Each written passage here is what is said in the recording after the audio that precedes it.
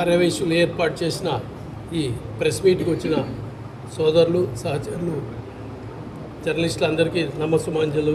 అలాగే ఇక్కడికి విచ్చేసిన ఆర్యవైశ్య వివిధ సంఘాల నాయకులకు అందరికీ నా నమస్సుమాంజలు. ముఖ్యంగా ఈరోజు ఎక్కడో విదేశాల్లో దాక్కున్న ఒక కుక్క పంచ్ ప్రభాకర్, వాడిని పంచ్ ప్రభాకర్ అని ఎందుకంటున్నారంటే ఇండియాకు వస్తే వాడిని పంచ ఊడగొట్టి కొడతారని వాడు అక్కడ అమెరికాలో దాచిపెట్టుకొని ఆర్యవైశ్యుల మీద కామెంట్ చేస్తున్నాడు. ఆర్యవైశ్యుల గురించి ఏం తెలుసని పంచ్ ప్రభాకర్ మాట్లాడుతున్నాడు. కనీసం సేవాభావం సేవా గుణం అనే క్యారెక్టరుగా తెలియని ఒక మూర్ఖుడు ఈరోజు మా కులాన్ని మా కుల పెద్దలను దూషిస్తుంటే ఈరోజు ఈ ప్రెస్ మీట్ పెట్టే బాధ కలుగుతుంది. ఎందుకంటే వాని స్థాయి కుక్క కంటే హీనమైన స్థాయిని మేము ఈరోజు విమర్శించాల్సిన పరిస్థితి ఏర్పడుతుంది. అందరికీ ఒక ప్యాషన్ అయిపోయింది ఆర్యవైశ్యులను మాట్లాడడం అనేది. ఈ సందర్భంగా నేను ఒకటే కోరుతున్నా, అన్ని రాజకీయ పార్టీలను ఆర్యవైశ్యులను కించపరిచే విధంగా మాట్లాడిన పంచ్ ప్రభాకర్ మీద ప్రతి రాజకీయ నాయకుడు రాజకీయాలకు అతీతంగా ఖచ్చితంగా విమర్శించాలి. ఎందుకంటే ఈరోజు ఏదో అక్కడ టీజీ వెంకటేష్ గారు మాట్లాడినారు, టీజీ వెంకటేష్ గారి మీద మాట్లాడినావు. అరే పంచ్ ప్రభాకర్, నువ్వు కనీసం టీజీ వెంకటేష్ గారు ఎన్నో సేవా కార్యక్రమాలకు చేసిన 100 కోట్ల రూపాయల్లో 100 రూపాయలు నువ్వు సేవా కార్యక్రమానికి కూడా వాడను. నేను ఒక చిన్న వీడియోను ముందర పెట్టుకునేది ఆహాభావాలు చేస్తూ నిజంగా కూడా నీ ఆహాభావాలు ఒక సైక్రియాటిస్ట్ చూసినాడంటే ఖచ్చితంగా చెప్తాడు వీడు సైకో పేషెంట్ అని. నువ్వు చేసే స్టైలే, కనీసం నువ్వు ఇచ్చిన దాంట్లో హుందాతనం లేదు. ఒక విమర్శిస్తున్నావు, ఒక ఎవిడెన్స్ చూపలేకపోయినావు. నీ యూట్యూబ్లో ఒక్కటనే ఎవిడెన్స్ చూపలేదు. నువ్వు కనీసం ఆర్యవైశ్యుల మీద నువ్వు కామెంట్ చేసినావు. మా నాయకుడు టీజీ వెంకటేష్ గారి మీద ఆయన కాలి గోటికి కాదు, ఆయన ఇంటిని కసు కొడితే ఆ దుమ్ముకు సమానంగా అవరా నువ్వు. నీకు దమ్ముంటే ఈరోజు మేము ఓపెన్ ఛాలెంజ్ చేస్తున్నాం, కర్నూలుకు వద్దు, నంద్యాలకు రా. ఎందుకంటే నువ్వు ఈరోజు ఎంతోమంది హైకోర్టు జడ్జిల మీద నువ్వు కామెంట్ చేసినావు, లాయర్ల మీద కామెంట్ చేసినావు, నాయకుల మీద కామెంట్ చేసినావు. నీ మీద ఆల్రెడీ సిబిఐ కేసులు ఉన్నాయి, ఆల్రెడీ లుకౌట్ నోటీసులు ఉన్నాయి అమెరికాలో. ఇవన్నిటిని దాచిపెట్టుకొని కుక్కలాగా పిల్లిలాగా దాచిపెట్టుకున్న నువ్వు మాట్లాడతావేమ్రా? దమ్ము ధైర్యం ఉంటే ఒక మీటింగ్ పెట్టు, నట్టనడి రోడ్లో మీటింగ్ పెట్టి అప్పుడు మాట్లాడు నువ్వు ఆర్యవైశ్యుల గురించి. కాబట్టి హీనమైన స్థితికి దిగజారొద్దు. గతంలో లాగా మేము అణుచుకునే పరిస్థితుల్లో లేము. నువ్వు ఒకవేళ పెద్ద పాలగాడి వేయిండొచ్చు, నీ పాలగాంతల మీద ఇక్కడికి వచ్చి రోడ్డు మీద నిలబడి ఆర్యవైశ్యుల్ని మా నాయకుడిని మాట్లాడు. ఆ రోజు చూపిస్తాం మేమేదో మా తడాక. ఆర్యవైశ్యులతో పెట్టుకున్న వాళ్ళు ఎవరు కూడా ఈరోజు వరకు మనుగడ సాగించలేకపోయినారు. ఎందుకంటే నీతి నిజాయితీతోనే మేము మాట్లాడుతున్నాం. నువ్వే మాట్లాడినావు లెక్కల గురించి. ఎక్కడైనా కానీ ఒక సంఘంలో కానీ ఎక్కడ కూడా ఆర్యవైశ్యులు ఒక లెక్క రాసినట్టే ఒక నయా పైసా కూడా తేడా ఉండదనేది ఒక గర్వంగా చెప్తున్నాం. ఏ అసోసియేషన్లో కానీ ఏ సంఘాల్లో కానీ మేము ఈయన లెక్కలు రాసి చూపిస్తే ఏ ఒక్క వ్యక్తి కూడా మమ్మల్ని తప్పుపట్టలేని స్థితిలో ఉన్న వ్యక్తి. నీకు అసలు దాని గురించి కూడా తెలియదు ప్రభాకర్. ఒక సైకోలాగా నీ బిహేవియరు మాట్లాడినంత మాత్రాన మా టీజీ వెంకటేష్ గారి గౌరవం తగ్గదు. కానీ మేము మా మనోవేదనతో మా కులాన్ని మేము మాట్లాడినావు, మా కుల పెద్దల గురించి తక్కువ చేసి మాట్లాడినావు అనే బాధతో నీ మీద కంప్లైంట్ ఇవ్వాల్సి వస్తుంది. నీలాంటి నీర్చునికి శిక్ష పడాలా, అంతేగాని మా టీజీ వెంకటేష్ గారికి ఏమీ కాదు అది. కానీ నీలాంటి వాడు ఇంకోటి మాట్లాడకూడదు అని ఈరోజు మేము కంప్లైంట్ ఇవ్వదలుచుకున్నాం. నువ్వు ఒక సంఘ విద్రోహివి, నిజంగా దేశానికి పట్టిన ఒక చీడ పురుగులలో నువ్వు ఒకనివి. ఎక్కడో విదేశాల్లో ఉండి ఎప్పుడు ఇండియా మీద బురద జల్లే లాంటి చీడ పురుగులలో నువ్వు ఒకనివి. కాబట్టి పంచ్ ప్రభాకర్ దాన్ని నువ్వు వెనక్కి తీసుకో. అలాగే నేను రాష్ట్రంలో ఉన్న ప్రతి రాజకీయ నాయకుడిని కోరుతున్నాను, రాజకీయాలకు అతీతంగా దీన్ని మీరు ఖండించకపోతే మీరు ఆర్యవైశ్యుల మీద చేసిన వాటిని మీరు సమర్థించిన వాళ్ళు అవుతారు. మీకు భవిష్యత్తులో కూడా ఓటు అడగనీకి వచ్చిన రోజు కూడా మేము బుద్ధి చెప్తాం. ఖచ్చితంగా ప్రతి నాయకుడు దాన్ని ఖండించాలని చెప్పి నేను ఈ సందర్భంగా కోరుతున్నా. అలాగే ఇప్పుడే పోయి అందరం కుల పెద్దలు అందరం పోయి ఈ కంప్లైంట్ ఇవ్వదలుచుకున్నాం. వంటంలో మేము అతని మీద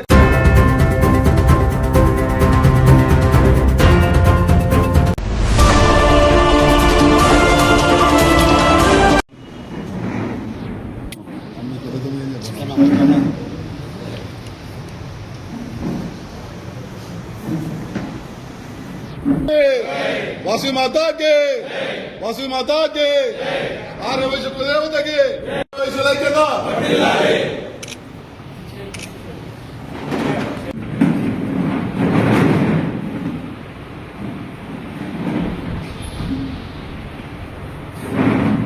మీద ఎఫ్ఐఆర్ ట్రైన్ చేయడానికి మేము 1 టౌన్ పోలీస్ స్టేషన్కి వెళ్తున్నాము. వారు ఇంకొకసారి కూడా ఇలాగా మాట్లాడకుండా ఉండాలని కోరుతున్నాము.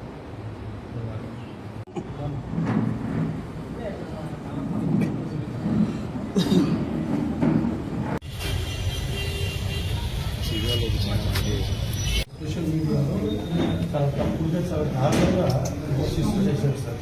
అదే కాకుండా కులాన్ని చాలా అవమానపరుస్తూ మాట్లాడారు. బట్ అతని మీద ఖచ్చితంగా మా కంపెనీ సార్ దీని మీద మేము ఎఫ్ఐఆర్ నమోదు చేసి ఖచ్చితంగా చర్య తీసుకోవాలి.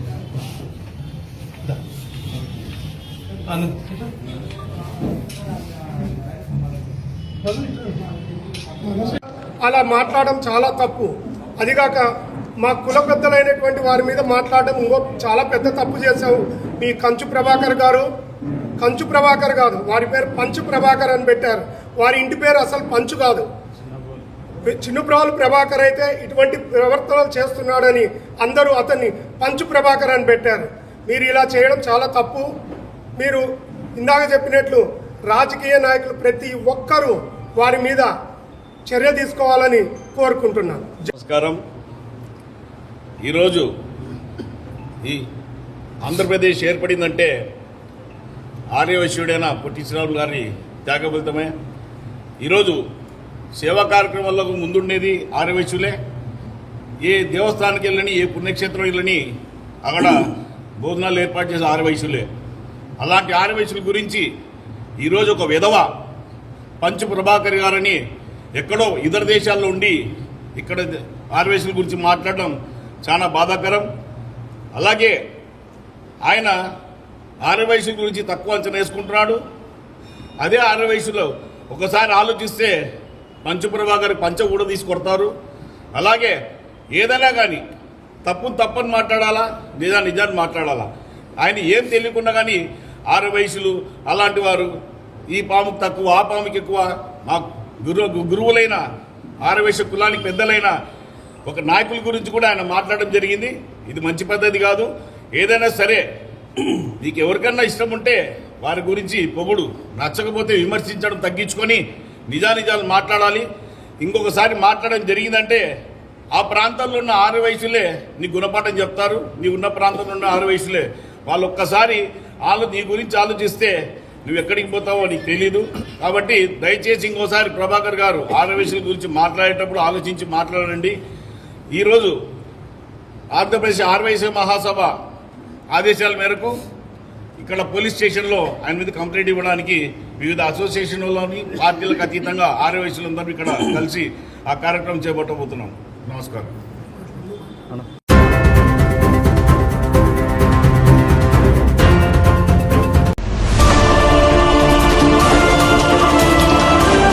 చూడు సార్ సార్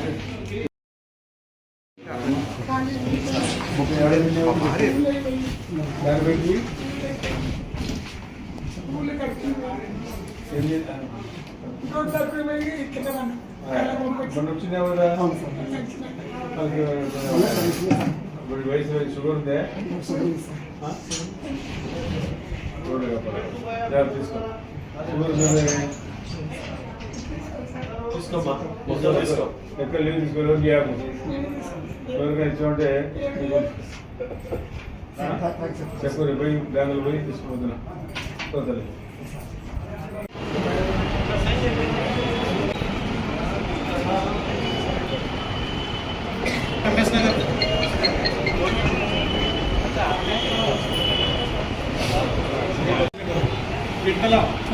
అన్నా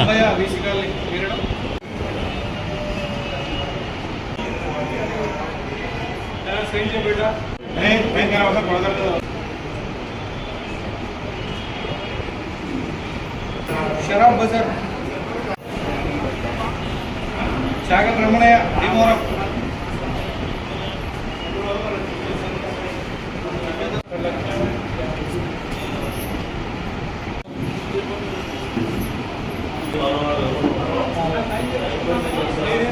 శివశాల బుజ్జి సరస్వతి నగర్ వెంకటరెడ్డి తిరుమల.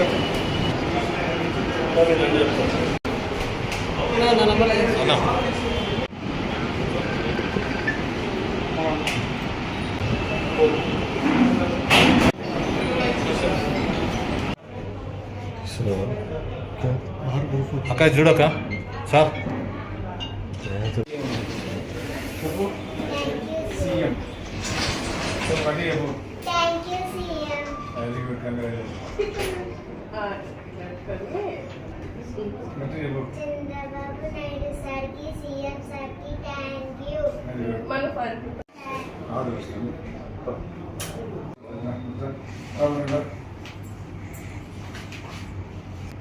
ఇద్దరు దగ్గర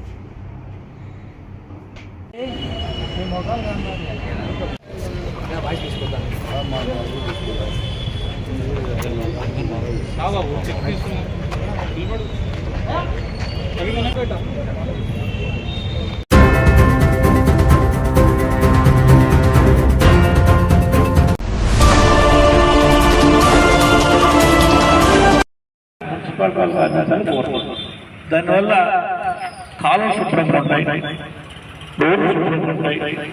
అలాగే బయట వేస్తే ఇక మీరు కుక్కలు తింటాయి, ఇంకోటి తింటాయి. దానివల్ల ఏంటంటే అవన్నీ కూడా తింటాయి, సగం తింటాయి, సగం వదిలేస్తాయి. కుక్క పెట్టేటప్పుడు జాగ్రత్త పెట్టు, కానీ బయట విసిరేయడం వల్ల సగం తింటాయి, సగం తింటాయి. బయట కాలంలో అశుభ్రత అయితే మేము తీసుకోవటం చేస్తాం, కానీ మా రావటం ఆలస్యమైనప్పుడు ఇలాంటి పరిస్థితులు ఏర్పడతాయి. కాబట్టి మనందరినీ ఓటేస్తున్నాం.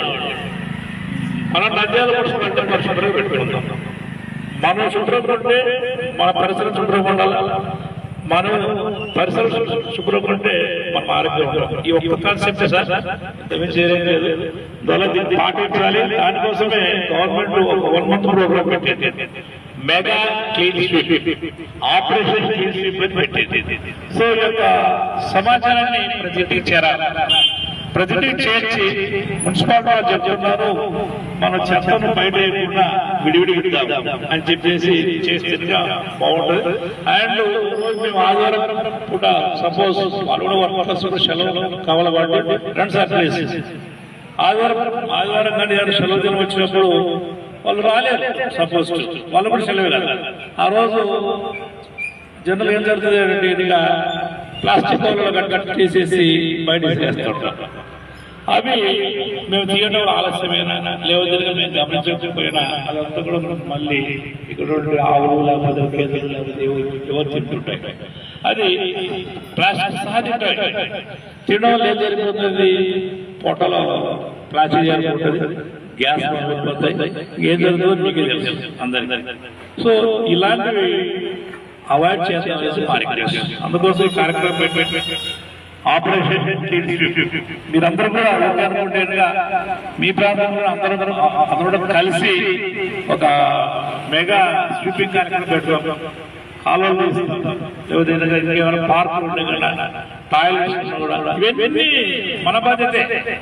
మనమే వాడుకుంటాం, మనమే శుభ్రంగా పెట్టుకుంటాం. మాకేంటంటే సపోర్ట్ కూడా పెడుతున్నాం చేసేది.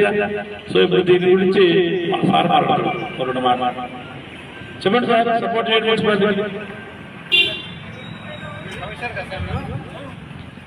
మన పితామహుడు గాంధీ గారు ఎప్పుడో చెప్పారు, మన పరిసరాలు స్వచ్ఛంగా ఉంచుకుంటే మనం అంతా బాగుంటామని చెప్పి. ఇది ఇప్పుడు సార్ చెప్పేది కాదు, ఇప్పుడు కొత్తగా గవర్నమెంట్ చెప్పేది కాదు. ఈ పరిసరాల పరిరక్షణ చెప్పేది మహాత్మా గాంధీ గారు ఎప్పుడో చెప్పారు. తర్వాత మీరు మన కమిషన్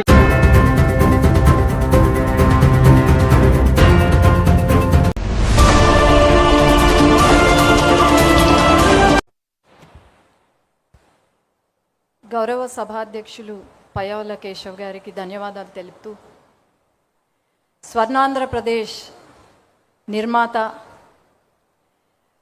అభివృద్ధికి కేర్ ఆఫ్ అడ్రస్, అలాగే దేశ రాజకీయాల్లోనే కింగ్ మేకర్గా మన పార్టీ అధినేత గౌరవనీయులు ముఖ్యమంత్రి గారు నారా చంద్రబాబు నాయుడు గారికి, అట్లాగే యువ నాయకులు మన party working president Nara Lokesh అన్న గారికి, వేదికపై ఉన్న పెద్దలకి, అట్లాగే దేశ విదేశాల నుండి ఈ మహాసభను వీక్షిస్తున్న ప్రతి ఒక్క పసుపు సైన్యానికి నమస్కారాలు తెలియజేసుకుంటూ, మహానాడు ఒక సామాన్య సభ కాదు, పసుపు సైన్యం యొక్క గర్జన ఇది.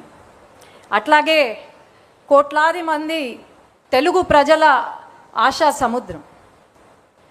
ఈ మహానాడు కేవలం మన పాస్ట్ని గుర్తు చేసుకోవడం ఒకటే కాకుండా భవిష్యత్తుని కూడా నిర్ణయించే ఒక మహా సంకల్ప సభ.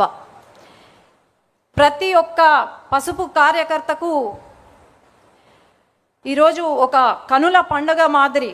అలాంటి ఈ మహాసభ, ఈ పవిత్రమైన వేదిక పైన ఒక జాతీయ ప్రధాన కార్యదర్శిగా నివేదికను సమర్పించే అవకాశం నాకు ఇచ్చిన ముఖ్యమంత్రి గారికి ధన్యవాదాలు తెలియజేసుకుంటూ, మన పార్టీ అధినేత సామర్థ్యంలో సాగిన అకుంఠిత దీక్ష, అట్లాగే బీజేపీ జనసేనతో మనము ఏర్పరచుకున్న పొత్తు, కూటమి ప్రభుత్వం, ప్రజాస్వామ్యంని మనం పరిపాలనగా చూపిస్తున్నాం. అట్లాగే ఏదైతే ప్రతి వర్గంలో, మన రాష్ట్రంలో ఉన్న ప్రతి వర్గానికి సంక్షేమం అందిస్తూ సువర్ణ పాలనను అందిస్తున్నాం. 5 సంవత్సరాలు గొడ్డలి పరిపాలన ఎలా ఉందో మనం అందరం చూసాం. అభివృద్ధి, సంక్షేమం మన నినాదం అయితే వారి నినాదం హత్యలు, అవినీతి, దోపిడీలు. అట్లాగే మన రాష్ట్రంలో ఉన్న ప్రతి వర్గంలో ఉన్న ప్రజలు బాధపడ్డారు. అట్లాగే ప్రతి ప్రాంతంలో ఉన్న ప్రజలు నిర్లక్ష్యం చేశారు. ఈరోజు మనం అభివృద్ధి, సంక్షేమం వైపు పరుగులు తీస్తున్నాం. ఆనాడు వారి పరిపాలనను మనము ప్రశ్నిస్తే కార్యకర్త నుండి మన నాయకుడు వరకు, మన అధినేత వరకు తప్పుడు కేసులు పెట్టి మన పైన హింసించి, మన పైన తప్పుడు కేసులు, అట్రాసిటీ కేసులు పెట్టారు. మన కార్యాలయం పైన దాడి చేశారు. అట్లాగే మహిళలు అని కూడా చూడకుండా మన పైన దాడి చేయడం, అట్లాగే అసభ్యకరంగా మాట్లాడడం, మన వ్యక్తిత్వాన్ని కించపరచడం చేశారు. మనమే అనుకుంటే మన పిల్లల్ని కూడా ఆఖరికి హింసించారు. కానీ బహుశా ఇప్పుడు వాళ్ళకు అర్థమైనట్టుంది, ప్రతి ఇంట్లో పిల్లలు పుడతారేమో కానీ మన తెలుగుదేశం పార్టీ కార్యకర్త ఇంట్లో యోధులు పుడతారని బహుశా అర్థమైనట్టుంది వాళ్ళకు. అట్లాగే ఆనాడు ఎంత కష్టం వచ్చినా సరే ఒక్క అడుగు వెనకడుగు వేయకుండా మన అధినేత కార్యకర్తలకు అండగా ఉంటూ నేనున్నాను అనే ధైర్యాన్ని ఇస్తూ మన పార్టీని ముందుకు తీసుకెళ్లారు. ఈరోజు మనము ఒకటే మన మనసులో ఉండాలి, మనం పని చేసేది మన పార్టీ కోసం, మన అధినేత కోసం, అట్లాగే మన పార్టీ యొక్క నినాదం కోసం తప్ప వ్యక్తిగతంగా కాదు అని నేను తెలియజేసుకుంటున్నాను. మనం ఎప్పుడూ కూడా మనం పడిన కష్టాన్ని మర్చిపోకూడదు. అట్లాగే మన అధినేత పడిన అవమానం మనం మర్చిపోకూడదు. ఎప్పుడూ కూడా ప్రతి ఒక్కరం కాలరెత్తి గర్వంగా చెప్పుకునే ఒక రోజు వస్తే మన ప్రాణం ఉన్నంత వరకు మనం తెలుగుదేశం పార్టీ కార్యకర్త అని ధైర్యంగా చెప్పుకోవాలి. ఈరోజు మరి కొంతమంది మనల్ని బెదిరిస్తున్నారు. ఆ బెదిరింపులకు బెదిరేది తెలుగుదేశం పార్టీ కార్యకర్త కాదు. గుండెల్లో భయం లేదు, కేవలం పసుపు రక్తం ఉందని మనం ధైర్యంగా చెప్పుకోగలుగుతున్నాం. ఈరోజు బెదిరిస్తున్నారు అంటే మనం చెప్పాల్సింది ఒకటే, మనము మన కార్యకర్తగా వెనగడుగు వేసేది లేదు, తల దించేది లేదు, వెన్ను వంచేది లేదు. మనం ఒకవేళ వెను వంచినా లేకపోతే తల దించినా అది కేవలం నా జెండా కట్టడానికే తప్ప ఇంకేమీ కాదు. ఈ వేదిక నుండి తెలంగాణ కొన్ని దురదృష్టవశాత్తు మనం ఓటమి చెందాం. అట్లాగే తెలంగాణ నాయకులు ఎవరైతే ఉన్నారో వాళ్ళు కార్యకర్తలను కలిసిమెలిసి ప్రయాణం చేస్తూ అక్కడ అట్లాగే ప్రతి క్షణం మన సమస్యలపైన, తెలంగాణ రాష్ట్రంలో ఉన్న సమస్యలపైన పోరాడుతూ ఉన్న మన నాయకులను ఈ సభ ద్వారా అభినందన చేస్తున్నాం. అట్లాగే ఈరోజు గల్లీ నుండి ఢిల్లీ వరకు మన జెండా ఎగురుతుంది. మన తెలుగుదేశం పార్టీ, మన తెలుగు ప్రజల ఆత్మగౌరవాన్ని నిలుపుతున్నాం, తెలుగు గళాన్ని వినిపిస్తున్నాం. అండమాన్ దీవుల నుండి కూడా మన తెలుగుదేశం పార్టీ జెండా రెపరెపలాడుతుంది. ఎప్పుడు కూడా దేశంలో గళం వినిపించిందే తప్ప ఎప్పుడు కూడా వెనకడుగు వేయలేదు.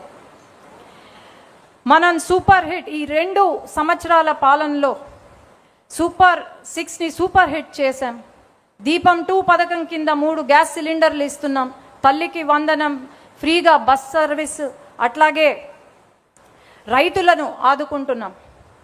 ప్రతి ఒక్కరి ఇంట్లో వెలుగులు తీసుకొస్తున్నాం. ప్రతి వర్గం, ప్రతి కులం, ప్రతి మతానికి న్యాయం చేస్తుంది మన కూటమి ప్రభుత్వం.